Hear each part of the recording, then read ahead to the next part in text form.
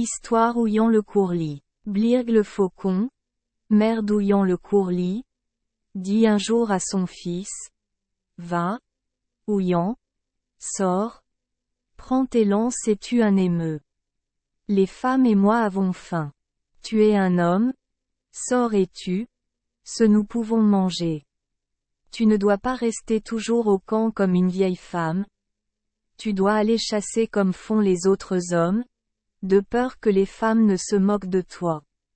Ouillant prit ses lances et partit à la chasse, mais bien qu'il soit allé loin, il n'a pas pu obtenir d'émeu, mais il n'a pas osé retourner au camp et affronter les huées des femmes.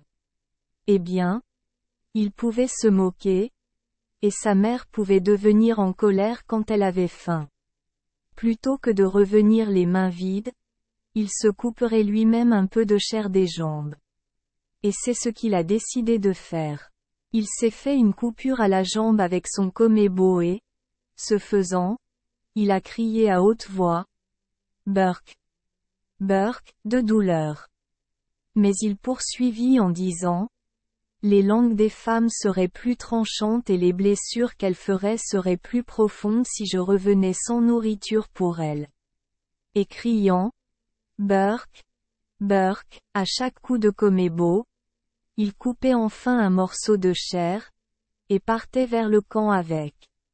Alors qu'il approchait du camp, sa mère s'écria: Que nous as-tu apporté, Ouillant? Nous avons faim de viande, viens vite. Il vint déposer la chair à ses pieds, en disant: Je suis allé loin et j'ai peu vu, mais il y en a pour tout ce soir. Demain je repartirai. Les femmes cuisinaient la chair et la mangeaient avidement. Ensuite, ils se sont sentis très malades, mais ils pensaient que c'était probablement parce qu'ils avaient mangé avec trop de faim. Le lendemain, ils pressèrent à nouveau Ouillant de sortir. Et encore une fois, il revint en ramenant sa propre chair. De nouveau, les femmes en mangèrent avidement, et de nouveau elles se sentirent très malades. Ensuite, Birg remarqua pour la première fois que la chair qu'Ouillant apportait était différente de la chair d'émeu. Elle lui a demandé de quelle chair il s'agissait. Il répondit: Qu'est-ce que ça devrait être sinon de la chair d'émeu? Mais Birg n'était pas satisfaite et elle dit aux deux femmes qui vivaient avec elle: Allez-y demain, suivez Ouillant et voyez d'où il tient cette chair. Le lendemain, les deux femmes suivirent Ouillant lorsqu'il partit chasser. Ils le suivirent à bonne distance, afin qu'il ne s'aperçoive pas qu'ils le suivaient. Bientôt, ils l'entendirent crier comme s'il souffrait: Burk! Burk! Burk Nurugege. Lorsqu'ils s'approchèrent, ils virent qu'il était en train de couper la chair de ses propres membres.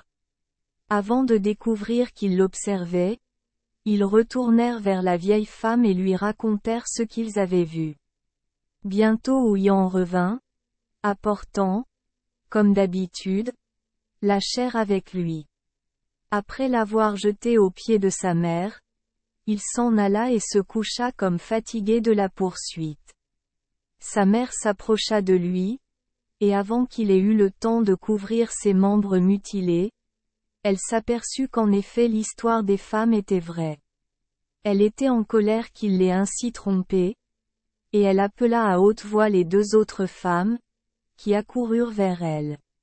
Vous avez raison, dit-elle. Trop paresseux pour chasser l'émeu, il s'est coupé la chair, sans se soucier du fait que lorsque nous en mangions involontairement, nous tombions malades.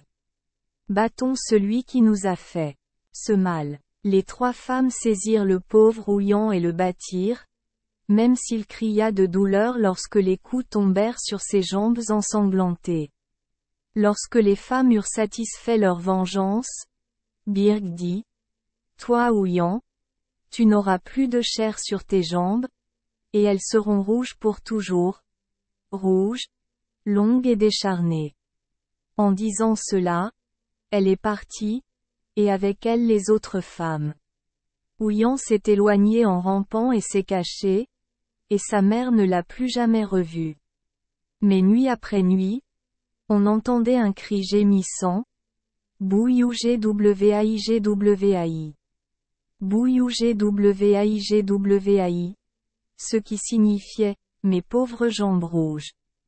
Mes pauvres jambes rouges. Mais bien qu'Ouyan l'homme n'ait jamais été revu, un oiseau aux longues pattes fines, de couleur très rouge sous les plumes, était souvent vu et entendu crier chaque nuit, de même que Ouyan l'homme avait crié. Bouyougwaïgwaï. Boutugwaïgwaï. Et cet oiseau porte toujours le nom d'Ouyan.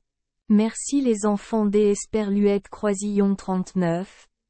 Avoir écouté des contes de fées au jour Esperluette Croisillon 39. 8. Espérons que les histoires apporteront aux enfants des moments heureux et significatifs. Si vous aimez notre chaîne, veuillez appuyer sur le bouton S Esperluette Croisillon 39. Abonner, pour ne manquer aucune histoire intéressante. Je vous souhaite une bonne nuit de sommeil et de beaux rêves. Rendez-vous dans la prochaine histoire.